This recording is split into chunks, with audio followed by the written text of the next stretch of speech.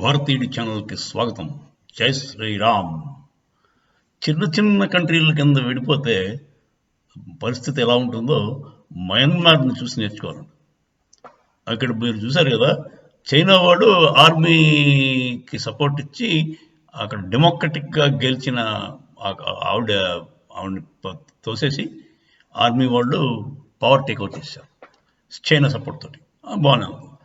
వాళ్ళు అక్కడ అక్కడ దాకా పర్వాలేదు. నెక్స్ట్ ఏమైంది, వాడు పరిపాలన చేయడం రాదు. ఏమైనా చిన్న ఎవడైనా ప్రతిఘటిస్తే వాడిని చంపేయడే ప్రజల్ని.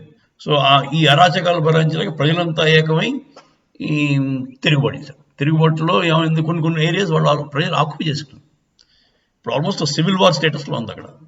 ఇప్పుడు ఆర్మీలో కూడా ఉన్న వాళ్ళందరూ వాళ్ళు ప్రజల నుంచి వచ్చిన వాళ్ళే కదా. ఆర్మీ ఎక్కడ బయట నుంచి వచ్చేది కదా. ఆర్మీలో పనిచేసేవాడు మనవాడే అవుతాడు కదా. వాళ్ళు కూడా ప్రజల్ని అనవసరంగా చంపడం ఇష్టం లేక, తర్వాత చంపకపోతే పై ఆఫీసర్లకి చైనా వాడికి కోపం వస్తుంది. దాంతో వాళ్ళు చంపితే చంపడం వీళ్ళకి ఇష్టం లేదు, ప్రజలకి ఇబ్బంది కలిగారు. సో అందుకోసం ఆ బాధలు పడలేక వాళ్ళందరూ కలిపి కట్టుకుని ఇండియా బార్డర్ క్రాస్ చేస్తారు.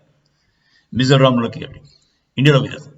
ఇండియాలోకి వచ్చి వాళ్ళు ఓపెన్గా చెప్తున్నారు, మేము ఆర్మీ వాళ్ళం 600 మంది వచ్చారండి. ఇలాగా 600 మంది ఆర్మీ పీపుల్ ఇండియాలోకి శరణార్థుల కింద వచ్చారు. వచ్చి చెప్తారు, బాబు మేము ఇలాగే వచ్చాం, మాకు మా గవర్నమెంట్ ఏమో చంపేయమంటుంది, మాకు చంపడం ఇష్టం లేదు, అందులో మేము వచ్చేసాం. ఈ పరిస్థితిలో వాళ్ళ ప్రజా తిరుగుబాటుదారులు కూడా మంచి స్ట్రాంగ్ అయిపోయారు. వాళ్ళు కొన్ని సిటీస్ అయితే వాళ్ళ కబ్జాలో ఉన్నాయి. ఇప్పుడు మయన్మార్లో పరిస్థితి ఏమిటి, ఎవడు పాలిస్తున్నాడో ఎవరికి అర్థం కాదు. కొన్ని ఏరియాలేమో ఆర్మీ చేతిలో ఉన్నాయి, కొన్ని ఏరియాలేమో తిరుగుబాటుదారుల చేతిలో ఉన్నాయి. ఆర్మీలో కూడా చాలా మంది రిలక్టెంట్గా ఉన్నారు. అంటే మన వాళ్ళని మనం చంపుకోవడానికి ఆర్మీ దేనికి పోషిస్తాం, పక్క దేశం మీద చేయడానికి, అంతేగాని మన లోకల్గా పీపుల్ని అడగతొక్కడానికి చంపడానికి కాదు కదా. సో అలాంటి పని చేయమన్నా కూడా చాలా మటుకు నిజమైన సోల్జర్ అయితే చేయడు.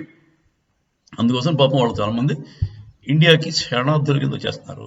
ఇది మనకి పెద్ద ప్రాబ్లం మీకు వచ్చింది. ఇప్పుడు ఫెన్సింగ్ అయ్యాలా, తర్వాత లేదంటే నన్ను అడిగితే బర్మా అలయన్స్ మయన్మార్ చాలా కాలం క్రితం మనతో చేరిపోదాం అనుకుంటే నెహ్రూ వద్దన్నాడు. వాడి మూర్ఖత్వం వల్ల. సో కరెక్ట్గా ఇప్పుడు మెల్లిగా దాన్ని మోదీ గారు రామాలయం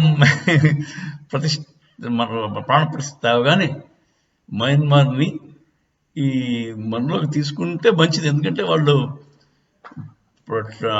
పరిపాలన చేసుకోలేకపోతున్నారు. మన వాళ్ళు కరెక్ట్గా ఉంటే చైనా వాళ్ళు గెలుగుతున్నాడు అనవసరంగా.